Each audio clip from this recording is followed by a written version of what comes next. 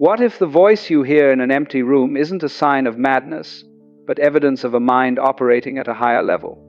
For a long time, people who talk to themselves have been misunderstood. History, culture, and even casual jokes have framed this habit as something strange or unstable.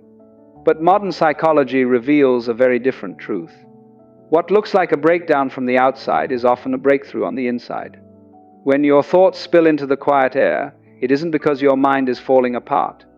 It's because your mind is moving too fast to stay contained. This behavior reflects a particular kind of consciousness.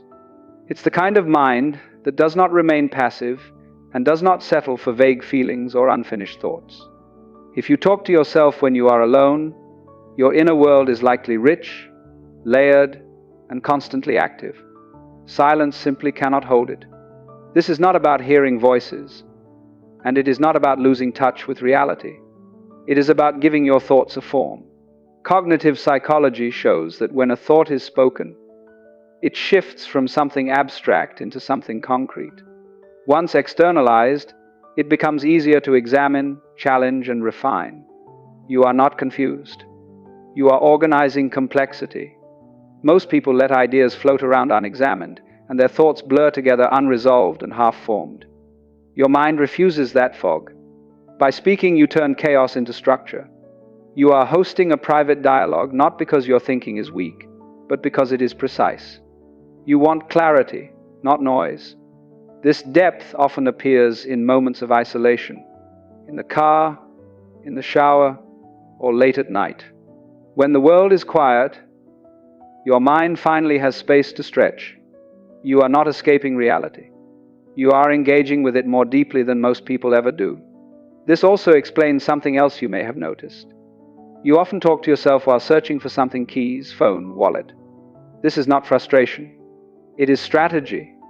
Neuroscience shows that verbalizing an object activates the brain's visual and attentional systems. When you say a word out loud, your brain narrows its focus and filters out distractions. Irrelevant details disappear, and the search becomes faster. Psychologists call this enhanced perceptual encoding. In simple terms, your brain becomes more efficient because you told it exactly what matters. While others wander and scan aimlessly, you direct attention with intention. You are not distracted. You are executing a focused cognitive search. This is not accidental behavior. It is optimization, but sharp focus alone is not enough. A powerful mind also needs emotional control. This brings us to one of the most important traits of people who talk to themselves: advanced self-regulation.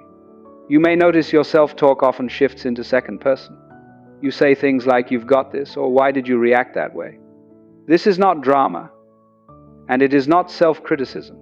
Psychology calls this distanced self-dialogue, and it is closely linked to emotional intelligence and resilience. By speaking to yourself as if you were another person, you create distance between emotion and identity. Stress does not consume you, and anxiety does not define you. You observe what you feel instead of drowning in it.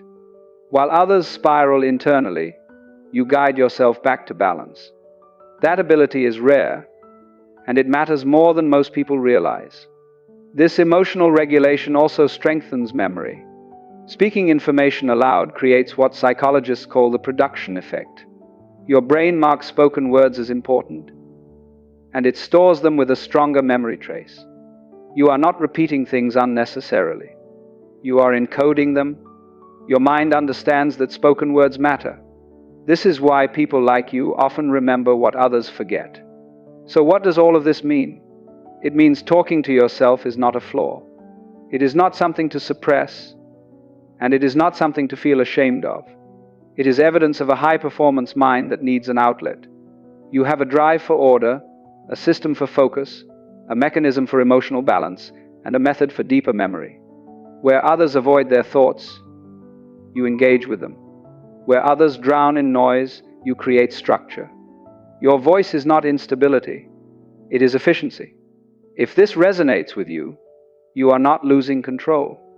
You are using your full mental architecture. And if you have ever debated with yourself in a quiet car or an empty room, you are not alone. Drop a light bulb emoji in the comments if this sounded like you.